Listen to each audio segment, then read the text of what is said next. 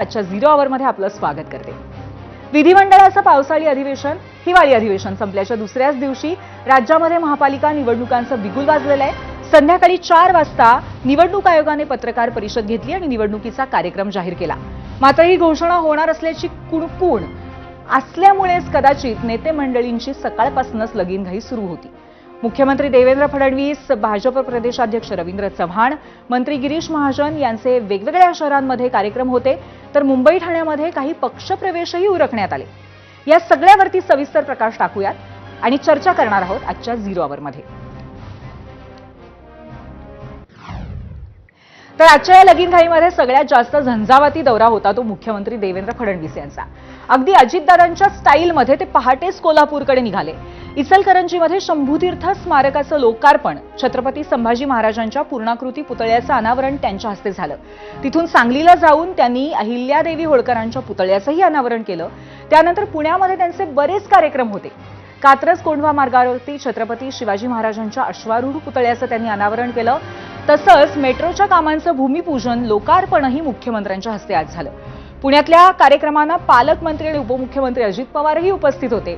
हे सगळे कार्यक्रम निवडणूक आयोगाच्या पत्रकार परिषद होण्यापूर्वी झाले आणि त्यानंतर त्यांनी काही ठिकाणी भेटी दिल्या आणि अनेक गाठी भेटी घेतल्या।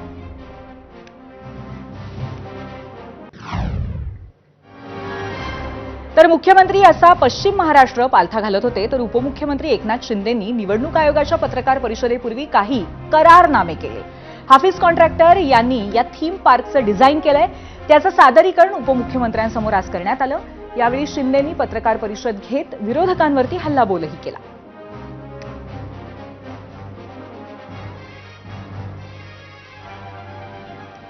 नाशिकला कुंभमेळा आहे आणि पुढला महिनाभर जवळजवळ प्रत्येक मोठ्या शहरामध्ये आचारसंहिता असेल।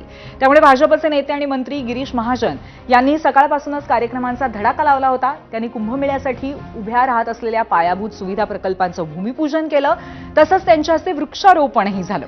तपोवनात होऊ घातलेल्या वृक्षतोडीला नाशिककरांचा विरोध असताना कुंभमेळा मंत्री असलेल्या महाजनांनी या निमित्तानं विरोधकांना संदेश देण्याचा प्रयत्न केला। तर दुसरीकडे भाजप प्रदेशाध्यक्ष रवींद्र चव्हाणांच्या हस्ते पनवेलमध्ये 5-6 योजनांचं भूमिपूजन आणि उद्घाटन उरकण्यात आलं। यावेळी त्यांनी निवडणुकांची घोषणा होणार असल्यामुळे घाईघाईत कार्यक्रम ठरवल्याची थेट कबुलीच दिली। निवडणूक आयोगाच्या ज्या आहेत त्याला प्रेस कॉन्फरन्स जी आहे ती प्रेस कॉन्फरन्स आहे असं लक्षात आलंय। त्यामुळे अत्यंत घाईघाईने हे सगळे कार्यक्रम करावेत असं थोडंसं आम्ही ठरवलंय। आता सत्ताधारी पक्षाच्या नेत्यांच्या कार्यक्रमांची अशी रेलचेल असताना आज मुंबईमध्ये ठाकरे गटाला मात्र एक जोरदार धक्का बसलाय। कारण दिवंगत शिवसेना नेते अभिषेक घोसाळकरांच्या पत्नी आणि माजी नगरसेविका तेजस्वी घोसाळकर यांनी आता कमळ हाती घेतलंय। मुंबई भाजप अध्यक्ष अमित साटम यांनी आज त्यांना पक्षामध्ये प्रवेश दिला। पक्ष सोडणं आपल्यासाठी कठीण गेलं असलं तरी परिसराच्या विकासासाठी हा निर्णय घेतल्याचं तेजस्वी घोसाळकरांनी म्हटलंय। 2017 मध्ये मी नगरसेविका शिवसेनेतून झाले होते। त्यानंतर समाजकारण करण्यासाठी ह्या अभिषेकनी मला या राजकारणात उतरवलं होतं आणि त्यांना हेल्प म्हणून मी समाजकारण करायला लागले। त्यानंतर 2 वर्षाआधी 1-1.5 वर्षाआधी अभिषेकची निर्घृण हत्या झाली। त्यानंतर परत मी समाजकारण करायला सुरुवात केली, पण करताना प्रभागामध्ये जी विकासाची कामं अपुरी राहत होती आणि होत नव्हती, माझ्या लोकांची कामं होत नव्हती, त्यासाठी हा निर्णय घेतलेला आहे। खरं तर ठाकरे कुटुंबांना सोडण्याचा खूप कठीण निर्णय होता, कारण ते एक माझं परिवार होतं आणि खरं तर त्यांच्याबरोबर मी अखेरपर्यंत माझे ऋणी राहीन, कारण त्यांनी मला एक नवीन ओळख दिली, नवीन चेहरा दिला, त्यामुळे त्यांना मी नाही विसरू शकत। तेजस्वीताईंनी भाजपमध्ये प्रवेश केल्यामुळे त्यांचे सासरे आणि शिवसेनेच्या जुन्या फळीतल्या नेत्यांपैकी एक असलेले विनोद घोसाळकर यांना प्रचंड वाईट वाटलंय। तेजस्वी घोसाळकरांच्या पक्षांतराबाबत एबीपी माझाला प्रतिक्रिया देताना घोसाळकरांना अश्रू अनावर झाले। आपण सुनेला समजावण्याचा प्रयत्न केला, मात्र कुटुंब आणि राजकारण हे 2 वेगळे विषय आहेत असंही त्यांनी स्पष्ट केलं। कुटुंब आणि राजकारण हा आम्ही कधी एकत्र नाही केलं आणि तिने आता तो निर्णय घेतलेला आहे, त्याच्यावरती या क्षणाला तरी तिने प्रवेश केलेला आहे, भारतीय जनता पक्षात गेलेली आहे. मी अजूनही आहे, शिवसेनेतच आहे.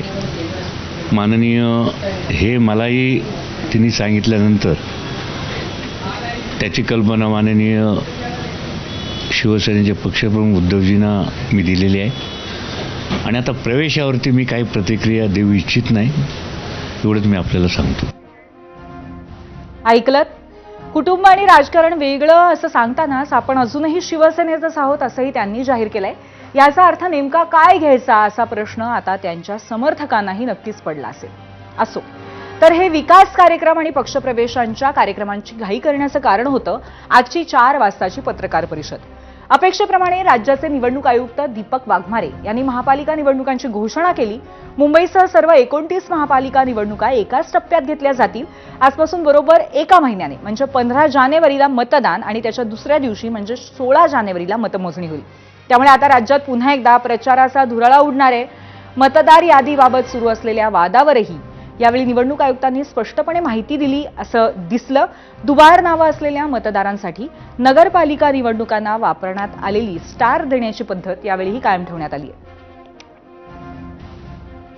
या निवडणुकीसाठी जी मतदार यादी वापरणार आहोत ती त्यासाठी 1 जुलै 2025 ही अधिसूचित केलेल्या दिनांकाला असलेली मतदार यादी यासाठी वापरत आहोत आणि 1 जुलै 2025 ही मतदार यादी ही प्रभागनिहाय विभाजित करण्यात आलेली आहे आणि ही मतदार यादी ही भारत निवडणूक आयोगाकडून घेतलेली मतदार यादी असल्यामुळे या मतदार यादीमधील कुठलेही नाव डिलीट करणे किंवा कुठलेही नाव त्यामध्ये ॲड करणे याचे अधिकार राज्य निवडणूक आयोगाला नाही आहे.